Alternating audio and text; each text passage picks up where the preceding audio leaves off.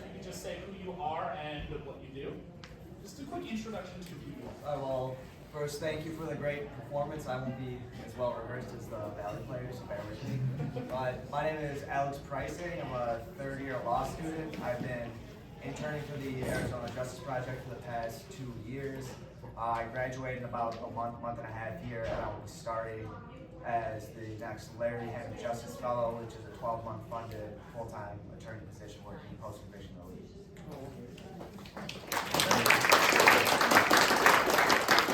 Thank you for that. Now I'm going to open it up to the cast. We're going to go down the line. Please tell us what your name is and what role you play. So we're going to start with you right here. Oh, juror number 4. Todd Becker, juror number 9. Courtney Collingwood, juror number 12. Jonathan Pacheco Morales, juror 11. Jackson Smith, juror number 10. Julia Dater, juror 2. Hi, I'm Peyton Christopher McLeod, and I am juror number 8. I'm Indigo, the 4-woman/juror number 1. I'm Bryce DeLulo, juror number 3. I'm Kendall, and I'm juror number 6. I'm Hannah Hutchison, juror number 7. I'm Sheila Utley, I'm juror number 5. Awesome. And Rob, do you want to introduce yourself, or are you good? Oh, sure. Hi, everyone. I'm Rob Littlefield. I'm the stage manager of this production. Thank you guys so much. Alex, I'm going to start with you. If you would like to just give everyone here a quick introduction to what the Arizona Justice Project is and what the mission through it is. Yeah, of course. This was the perfect place to be on point with this. The Arizona Justice Project is a nonprofit. We've been in business for 27 years now. It started as an all-volunteer organization. We've worked to get, I think the number's 53 wrongfully incarcerated people out of prison. There's 2 main veins of post-conviction relief. We do actual innocence cases, which are exactly what it sounds like. Someone is in prison for a crime they're factually innocent of, and we gotta now fix those wrongs and find a way to get them out. And then the second camp is manifest injustice. Those are cases where I guess you could say someone's, technically committed a crime, but the sentence or the convictions are extremely disproportionate to the actual conduct. We got like one of our spokes clients, a really good kid, who recently got released. He was a homeless 20-year-old who stole about 5 to 10 grand worth of property from people's garages in exchange for a place to sleep. He turned himself in. He let the police know everywhere where this property was found, and they all got returned to the rightful owners. And the judge at hand decided to make him, send a message to this kid and stack all of his individual sentences, and he got sentenced to 292 years for stealing 5 to 10 grand when he was a homeless kid trying to find a bed to sleep in. He served 11 years before we were able to get him out.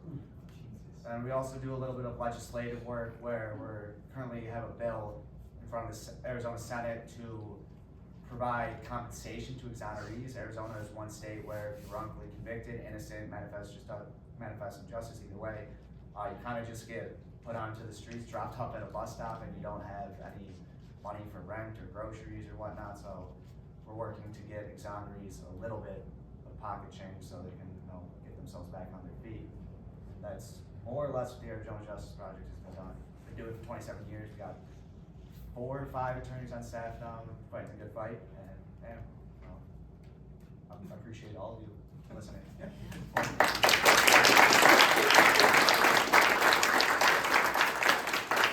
guys speak for the entire creative team and audience here by saying we're incredibly thankful for you being here. I want to just ask one more question about what you do before I start to get a little bit more general with the production itself. I've heard that, and I have given it as a statistic before most performances, that's estimated by studies that about 6% of all incarcerated people are actually innocent. Does that statistic line up with your understanding, and you tell us a little bit more about that? Yeah, I think that's on point. I think it might be a little low, honestly. The numbers I've seen for death row are like between 10 and 15% are wrongful convictions, know it seems like a small pot, you know, with like 6%, that's probably, I mean, that's way too high. This, it's supposed to be like a justice system, and a lot of it is just systemic inequities where people aren't given the resources to have like a proper defense the first time around, and they're going against like an entire government backed with however many resources that city has. And you know, I mean, it's the perfect play to exhibit it. You look at someone, you judge them by characteristics and the upbringing they had, and you think they're guilty, and people sitting around the room don't wanna, you know, don't wanna talk it out, don't wanna waste their day to give someone time. And I don't know. I mean, it's a sad system. Arizona's really not a great one either. So you know, spread this message. You know, tell people to check out the Arizona Justice Project, get involved. Tell your legislators you want to get this exonerated compensation bill out there, and you know, do your part to help change the system.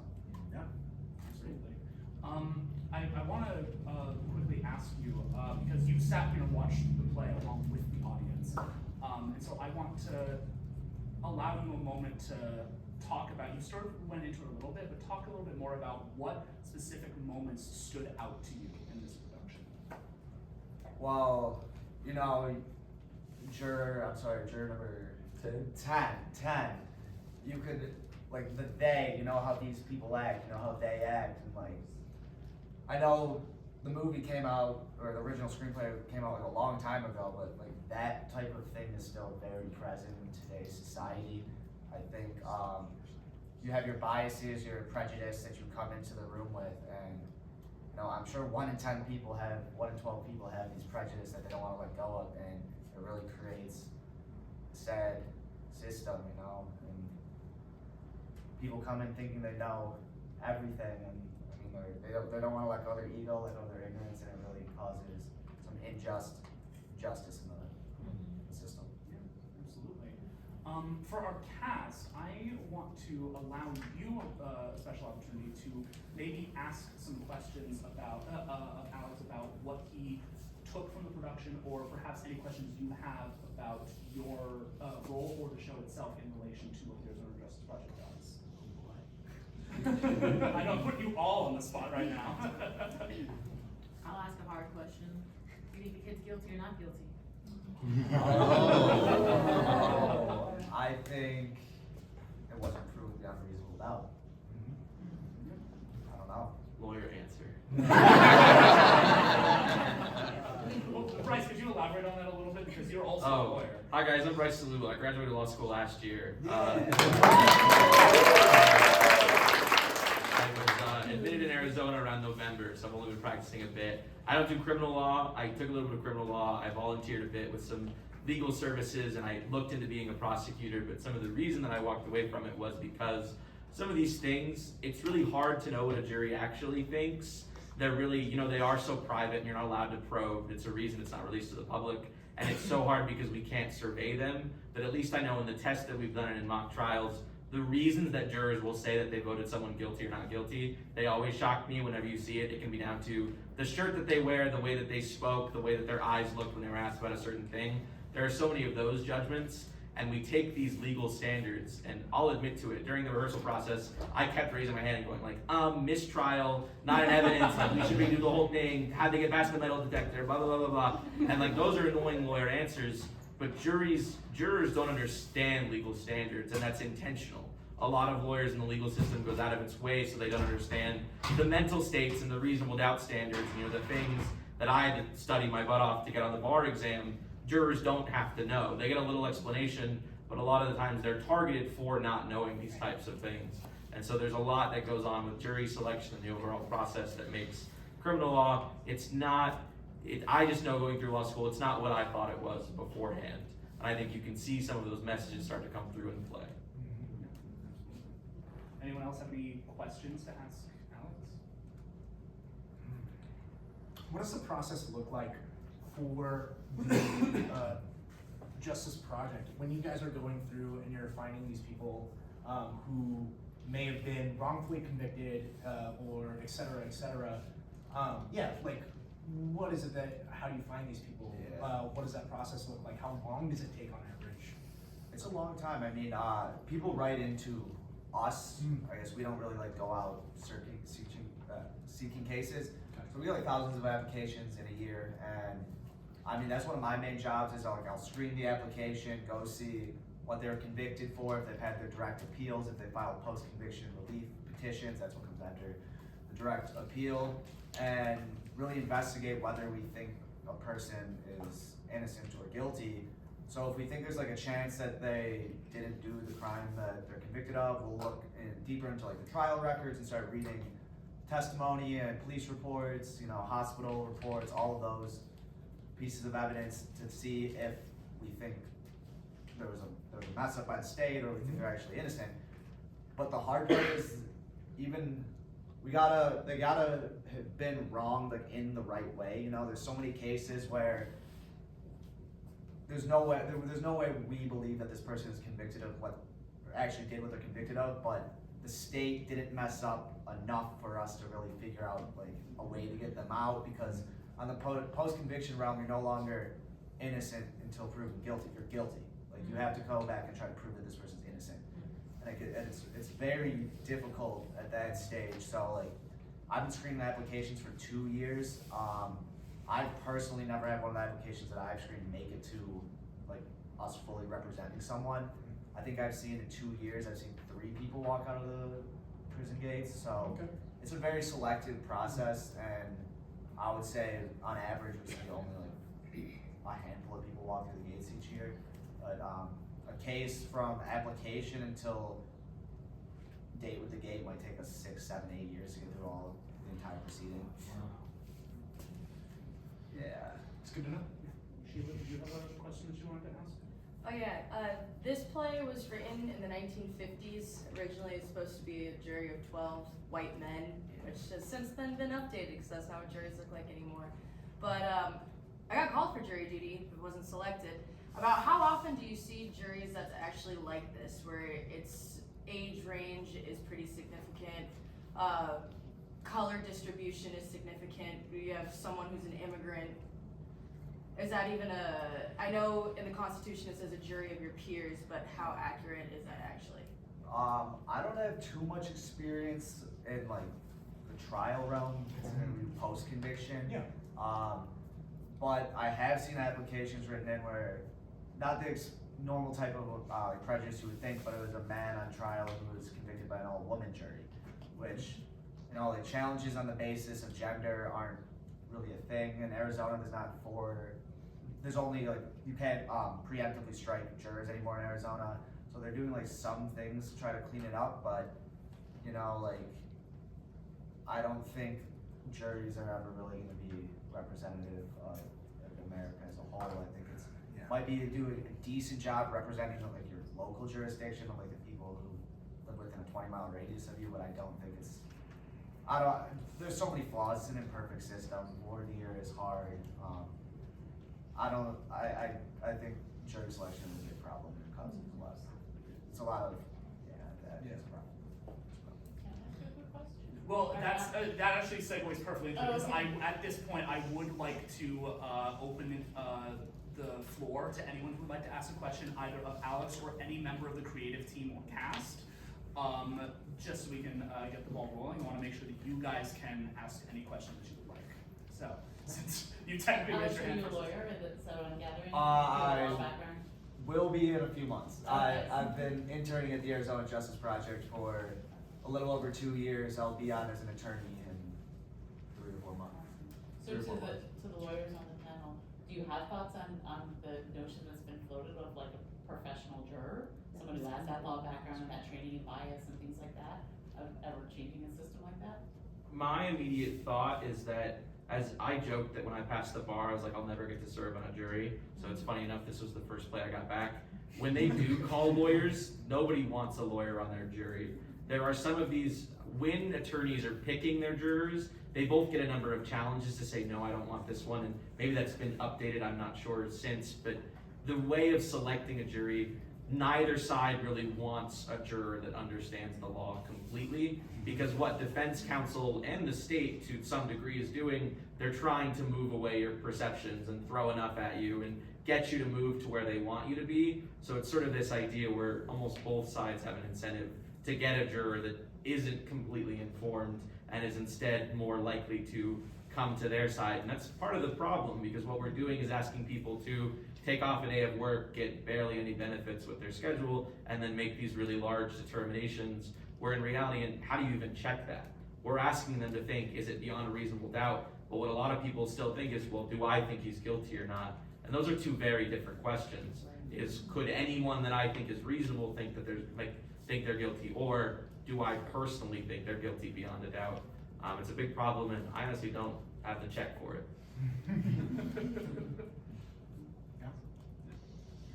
All right, thank you for that question. Are there any other questions? Please, not all at once. I'm curious, is anyone been on a jury in this whole room? We all actually had like multiple discussions about like whether or not we've been summoned for jury duty. I've been summoned 3 times, and I have yet to serve on a jury. And I don't think that anybody else mentioned that they've served on a jury yet. Most of us have not been summoned for jury duty, but there are a few of us that have. And yeah, we made the joke that one of us is gonna get summoned during the show, and one of us did. Yeah. So, am I mistaken, Jocelyn? Did you get something? Yeah, that was great. Yeah, that was interesting for sure. We had a question over here. Yeah, I was gonna say, did I see your hand up? Yeah, I know that it's the innocent. You guys mostly focus on whether someone was wrongfully convicted. Wrongfully convicted, yeah. But you were also talking about somebody who they did the crime, but all those sentences were stacked and Yeah. unfairly prosecuted. Yeah. Do you spend a lot of effort on that, or mostly on whether someone was wrongfully convicted? That's the only we call that manifest injustice. That's the only one off my top of my head that I know of. The rest of the ones that I've seen have been like actual innocence cases where they did not, plain and simple, they did not do what they were convicted of. It was I would say the vast majority of our cases, at least that I've seen, a little over 2 years, have been actual innocence cases. But I think this play also really plays into that, because obviously in the 50s when it was written, how people perceived brown kids is very different than how they are now. And nowadays, the death penalty is not even in the question for a single stab wound into somebody. You'd have to have malicious intent, capital murder, premeditated homicide, intent to kill again. Correct me if I'm wrong, but it's for a 19-year-old to get the death penalty. So that was also something that I was thinking about when Noah first introduced the Arizona Justice Project to us when I was looking into it, of like, oh, this could fall underneath that umbrella as well, for the death penalty for a single stab wound, left the knife and just disappeared. It's not like stabbed him 27 times in the chest. So, yeah. Awesome. We have a question right over here. I'm gonna stand so I can see people better. Question for who is the director or Alex as well. If juror 8 hadn't been there, what does that say about how flawed the justice system is in your opinion? It's interesting. So when I was casting this show, I specifically was hoping that we'd get a really diverse pool of actors to come in, and luckily we did. It was one of those things where I wanted to really interrogate the way that the original version of the story, 12 Angry Men, doesn't really play with dynamics of power, because when you watch 12 Angry Men, it's a jury, like Sheila pointed out, of all white men. And part of that dramaturgically makes sense because there's an assumption that all of them are going to vote guilty. So there's going to be no dissent. And the fact that one person does dissent, that is a huge surprise. But what does it mean when that's not the makeup of the jury?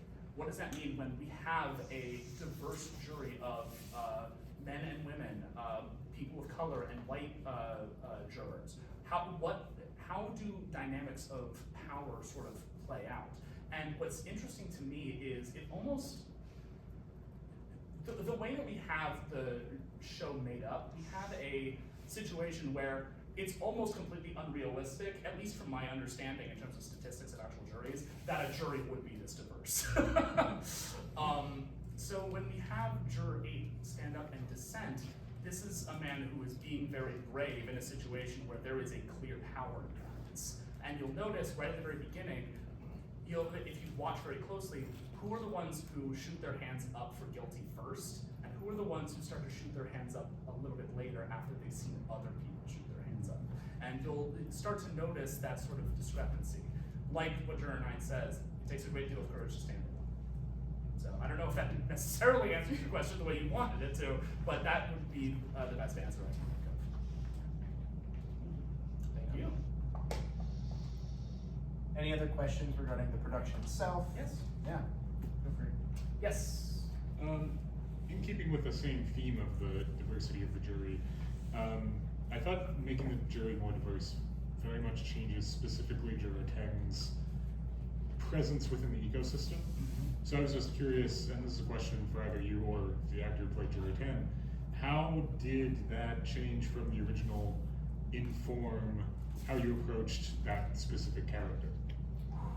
I'll let you answer this question first, because I have a very funny story when it Uh, comes to the casting of Juror 10. I mean, I think I know it. You told me that story. I mean, I can go ahead and tell the story. Yeah, tell the story and I'll tell them. When I first decided that I wanted to present 12 Angry Jurors and direct it, I was hell-bent on casting a woman as Juror 10.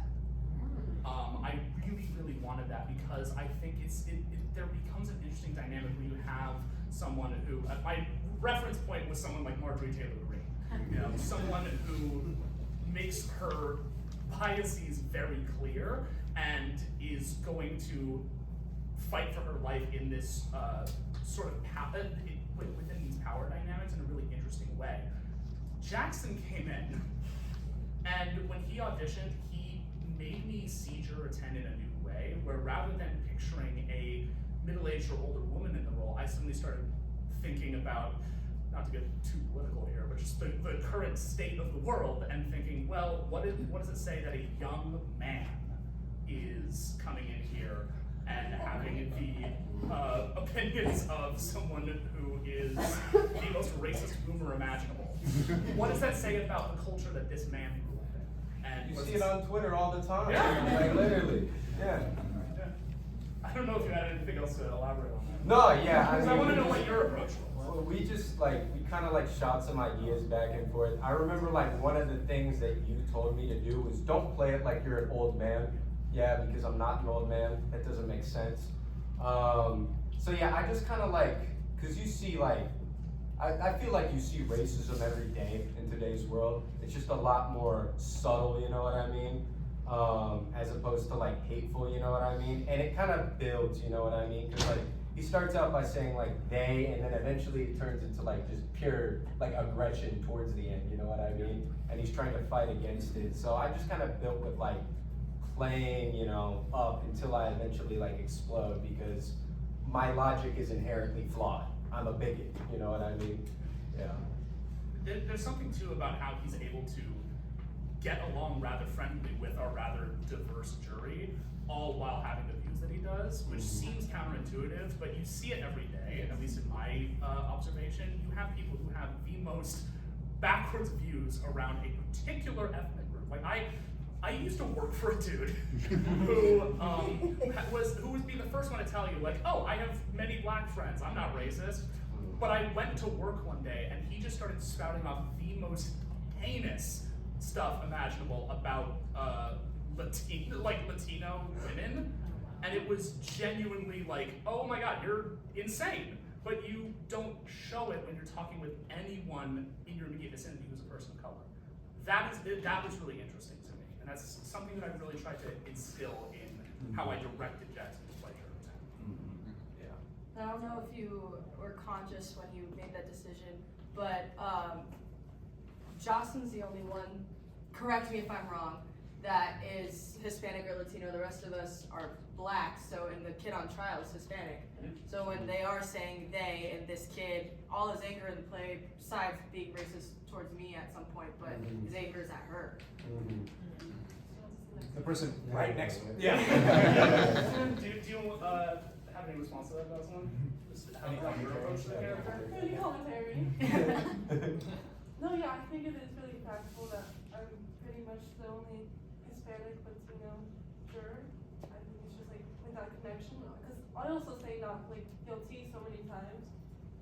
I think it's just like it did kind of have to like suspend my belief. Like I would say not guilty, but yeah. Yeah. No, that makes sense. Yeah, makes perfect sense. Thank you for that question. I see your hand up right now, So I like the open stage, and I like it how I'm able to like walk up during like intermission, just like look at like the nice little details on like the books and the notepads and all that. But I don't know if anybody else did that, but I thought it was pretty interesting. But anyways, my question: what made you decide to do this as opposed to doing it on like a proscenium or like any like other type of stage? For me, what was interesting when we first decided that we were going to do 12 Angry Jurors, I'm not gonna lie to you, I didn't want to do it. There was part of me that sees this play that's been done so many times and done to death, where I approached it and I was like, this play is a dinosaur. There's nothing that it can really say that hasn't been said already with it. And then I thought about it for a day. And that's when I started thinking, well, what if we display the defendant's face the entire show, which is something that doesn't happen a lot with this show. What if we stage it in a way where the audience is right there along with the jury? And as I started thinking about it and started to think about how I could stage it with a cast that would really say something new with the play, that's when I kind of internally went, damn it, I want to direct it. So those were conditions that I had going into directing this play. It was, if I'm going to direct it, this is how we are going to stage it. Because I want the audience to be as close as humanly possible, and I want the audience to be forced to be in close proximity with all these jurors and in close proximity with their line of thought and logic. Thank you. Thank you. Oh, are we pointing at the same person, Jana? Awesome. Since you mentioned having the kid up on the screen, I did want to ask about the decision to have the kid walk away at the end. That just stood out to me when everyone else was exiting. The kid was like, okay, bye. Yeah, so that was actually kind of a late decision. Originally, when I thought of doing any sort of media design for the show, I wanted there to be a moment where we can see maybe some real life individuals who have been wrongly convicted. As we went further into the process, I started to sort of think, well, if I can't actually reach out to these people and get their permission to depict them, using their likeness in the show seems really scummy and really exploitive. And I didn't want to do that. So I had this thought where I was like, well, maybe if we have the defendant walk off the screen for the first time, it's almost like he's trapped up here the entire time there's a deliberation. And then finally, when everyone switches to not guilty, he leaves. And I thought that was a really evocative image, so I went with that. Yeah. Are there any? I want to make sure. Are there any questions for the cast? Well, yes. Juror 10, did you audition with the purpose of becoming 10? No. Okay. No. Yeah. Yeah, the process, we all auditioned generally. We all came in with monologues prepared, as actors do, and then we were called back for specific jurors that the director found that might fit our style of acting, whatever it might be, based off of our audition that we had, in which we played around with different direction in the room. And so yeah, all of us were considered for like multiple roles. Yeah. Jocelyn, Jocelyn was only considered for the one. And so it was really interesting. The callback process was really fun. We all kind of just like played hot potato around with like all the different stuff and gave our own interpretation.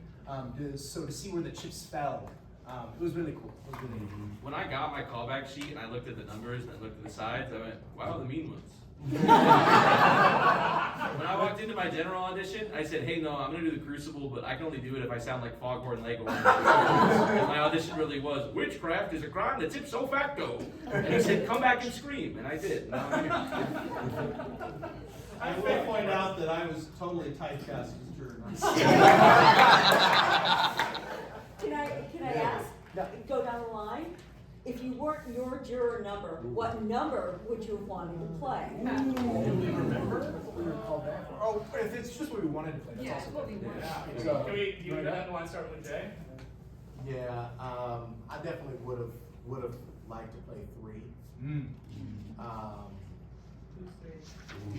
That was Oh. Yeah, so when we say it, we should probably say it. Yeah, maybe say who plays that now. Bryce. Yeah, I just think that what he brings to this, making you think about the emotion that goes into certain things when you're making decisions, we have to eradicate that, because no matter how you feel about something, it doesn't make it right or make it true. Now, he was right about other things, but the emotion of it made it wrong. And the crazy part about the dynamic with Ford is he's trying to calm everybody down, and at one point he loses his cool and does something that is outside of his character, which is why he's trying to find the righteousness of the whole storyline, because the kid at a moment of rage and anger could have potentially stabbed his father. So let's find the truth behind the fact. But that's why I like, because it gives us a minute to think about. We can't always go with our emotions when we're making decisions, because when we are in that fit of rage, we don't make the best decisions. So I would, that's why I would. Todd. Well, I came to the cast late because the original juror number 9 was no longer available. So I was literally, we need an old retired guy, and we don't want to use makeup. So, and it was also on my bucket list. So I've never done a play before. So one of the things I wanted to do.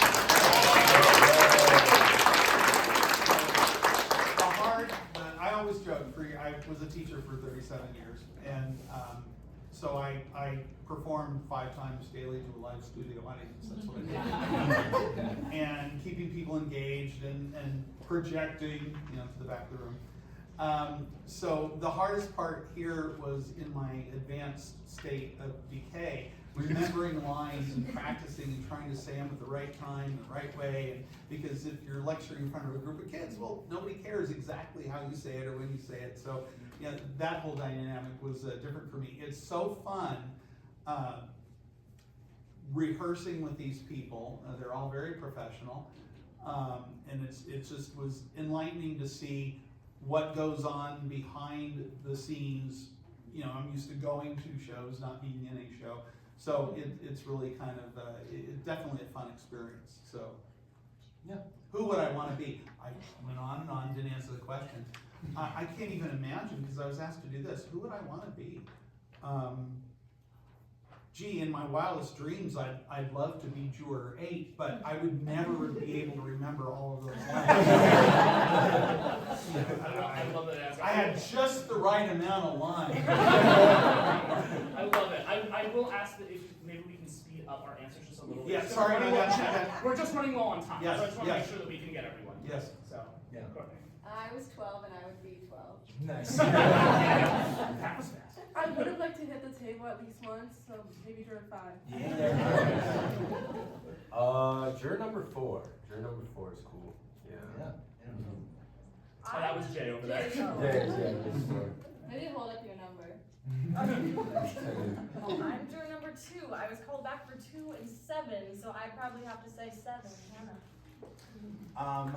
Being juror number 8, I would actually be most interested from an actor's perspective playing juror number 10. I think that's like the most opposite that you could get within the context of this story. It's very far away from how I represent myself in my real life. And so that would be really interesting, and it would be a really nice challenge. So I would say I would want to play juror 10, actually. Alex, who was your favorite juror? It's gotta be number 8, and I was the... Let's go! Forewoman. I think I enjoyed playing forewoman. I like bossing people around or whatever. I played 3. If I could pick another part, probably the guard. My voice kind of hurts, so we gotta do this again. And I would love to just whistle in and then chill out. I would probably want to play number 7, but originally I wanted to play number 7 because I'm more comfortable in like louder, talkative, like this is my opinion roles. But the contrast of this role was so awesome and so fun, and I love it. So now I pick my own character. I wanted to be number 7, so yay. But I was called back for number 4, so I would be interested to like try that. This is my second time playing number 5. The first time was senior year of high school, so 5 years ago. And I wanted 5 both times, but if I were to go back, I think the contrast would be really fun to play number 4, going from like young, spunky, from a slum, to like, here's why you are wrong. That'd be a lot of fun. And I'll answer that question too. If I could play any juror in this, 4 and 8 are my favorites. 4 is my number 1 favorite juror. Wouldn't you want to be in advertising though? But 4 is the one that I had the most fun analyzing when I was diving into the script, so I would have to say 4. I'll say maybe we have time for 1 or 2 more questions, just because we are running a long time. I want to make sure we can go for it. Joey. Okay, I'll make it quick. This is for Alex. Do you guys offer any volunteering opportunities? Obviously, your cause is a momentous and very delicate one, so you can't just let an idiot like me walk around and gamble with, people's lives and stuff like that. But like, is there anything that like the public can do to pitch in? Yeah, I'm sure we're completely under-resourced and understaffed, so I'm sure volunteer work will take. Again, with the public, just like urge your legislators to reform the criminal justice system, but I can get you connected with one of the people in my organization. Yeah, sure. I Actually, checked your I'll- website. I wasn't sure if there was anything on there. Yeah, of course. Cool. Yeah, that'd be great. Talk at it. Talk I at love it. it.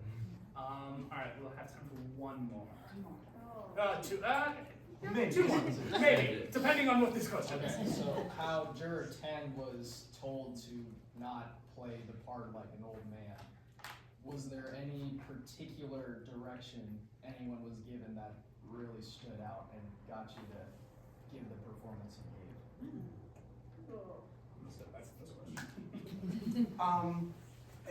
I'll say, not on behalf of all of us, and speak up if you want, but like, one thing that was really nice about the process of this production was honestly the trust that Noah gave us as a director with all of our characters. We were allowed to explore a lot as the process went on, even when it comes to the blocking. I mean, we knew that it was going to be in the round, but Noah basically said, fill the space in ways that makes sense. And if it looks ugly, I'll tell you to change it.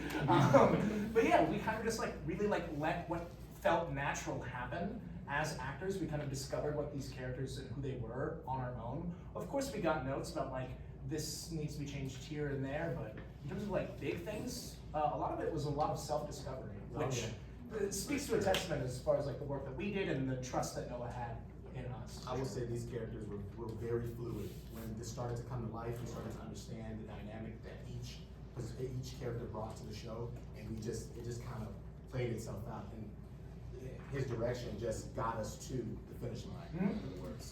I do know originally for me, I was playing my character a little bit more loud and stuck in my opinions, a little bit more spiteful. And then I talked to Noah one time after rehearsal, and I was like, I don't feel like I know my character. I really am not, like, I'm trying really hard. I don't really understand my motives or anything. And he was like, okay, try it. Like, we started to talk, and he suggested for me to see it not from a place where I am projecting my biases or like trying to be loud about my opinion but also being wrong about it, but more from a place of sympathy and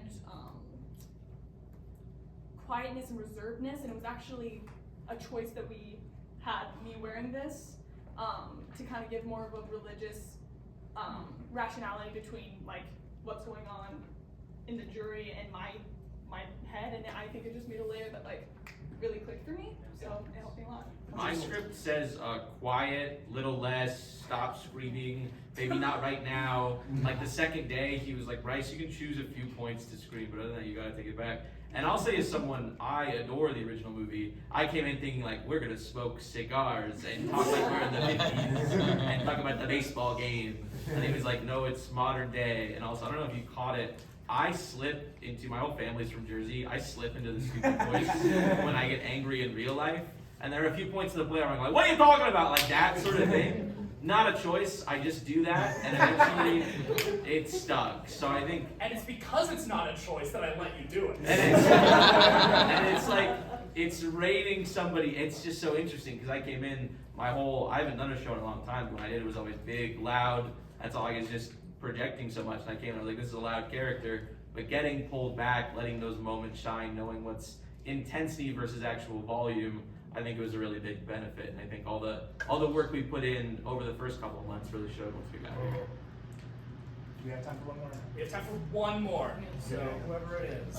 Yeah. This is gonna be a quick question for the cast. Going down the line. If you could describe your character's personality in one word, what would it be? And it can't be angry.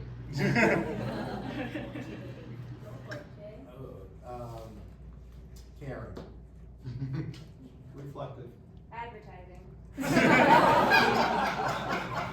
Reserved. Bigot. Confused. Self-righteous. Confident. Mad. That's the law school education. Embarrassed.